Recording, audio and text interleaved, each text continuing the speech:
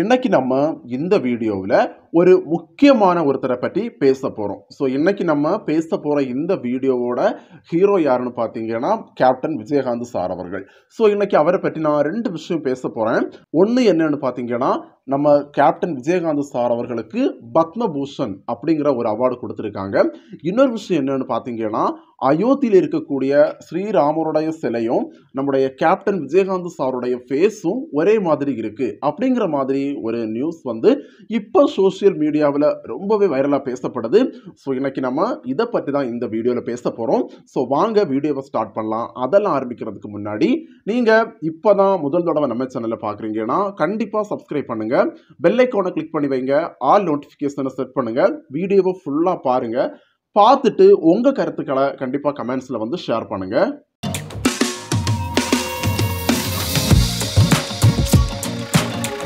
Captain Vijayakanth sir அவர்கள் நம்ம எல்லாருக்குமே தெரியும், தேமுதிக தலைவர், ஒரு சிறந்த ஒரு ஆக்டர் கேப்டன் விஜயகாந்த் சார். இது எல்லாத்தையும் தாண்டி ஒரு நல்ல ஒரு மனுஷன் அப்படின்னா வந்து அது கேப்டன் விஜயகாந்த் சார் அவர்களை நம்ம வந்து சொல்லலாம். அவர் இருக்கும்போது அவர் செஞ்ச நல்ல விஷயங்கள் நமக்கு தெரியலை. அவர் இறந்ததுக்கு அப்புறம் அவர் செஞ்ச நல்ல விஷயங்களை நம்ம கேட்குறோம், அவருக்காக வந்து நம்ம கஷ்டப்படுறோம், எல்லாமே பண்ணுறோம். கேப்டன் விஜயகாந்த் சார் பார்த்தீங்கன்னா டிசம்பர் மாதம் 28ஆம் தேதி இறந்து போயிட்டாரு. நம்ம எல்லாருக்குமே தெரியும். அவர் இறந்ததுக்கு அப்புறம் ஒரு நல்ல விஷயம் நடந்திருக்கு. என்னன்னு பார்த்தீங்கன்னா, கேப்டன் விஜயகாந்த் சார் அவர்களுக்கு பத்மபூஷன் அப்படிங்கிற ஒரு அவார்டு வந்து கொடுத்துருக்காங்க.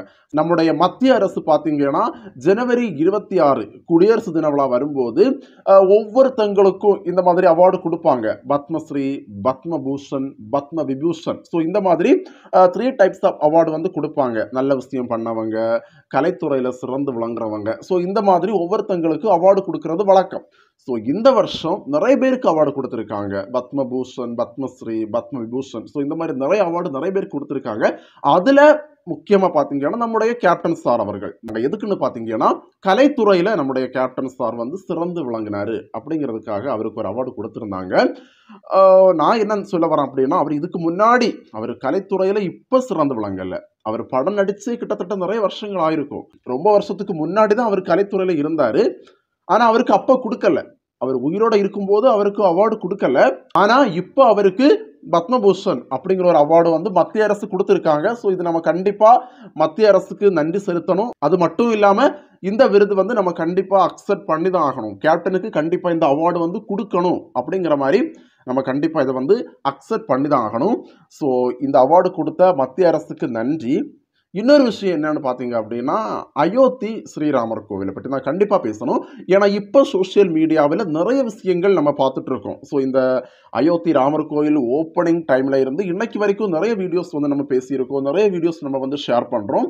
இன்னைக்கு நம்ம பேச போகிற இந்த டாப்பிக்கோட ஒரு மெயின் விஷயம் என்னன்னு பார்த்தீங்கன்னா, அந்த சிலையை பற்றி நான் இது வரைக்கும் பேசுனதே கிடையாது. இன்னைக்கு நான் வந்து பேச போகிறேன்.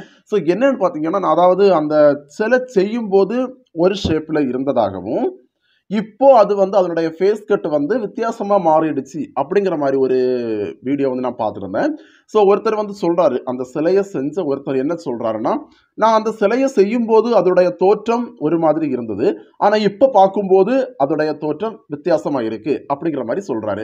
அயோத்தியில் என்ன பண்ணுறாங்கன்னா, ராமர் சிலையை உள்ளாடி கொண்டு வச்சு பிரதிஷ்டை பண்ணும்போது அதோடைய ஃபேஸ் கட், அதாவது அந்த ராமர் சிலையுடைய ஃபேஸ் கட் வந்து ஒரு மாதிரி இருக்குது.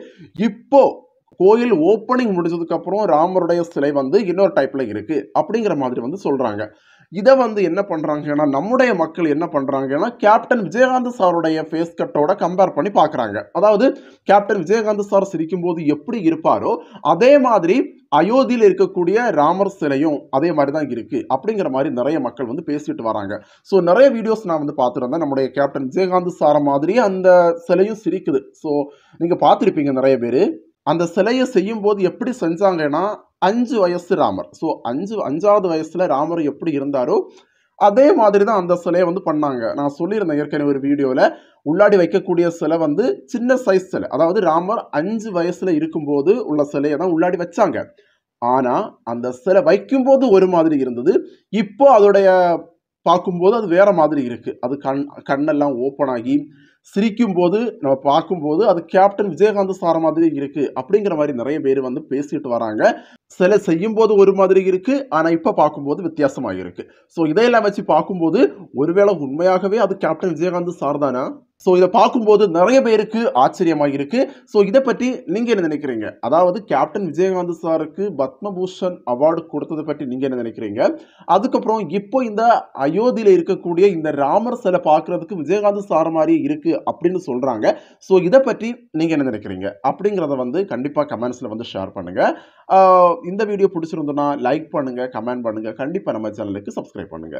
இந்த வீடியோவோட நான் கிளம்புறேன். நாளைக்கு மறுபடியும் உங்கள சந்திக்கிறேன். பாய்.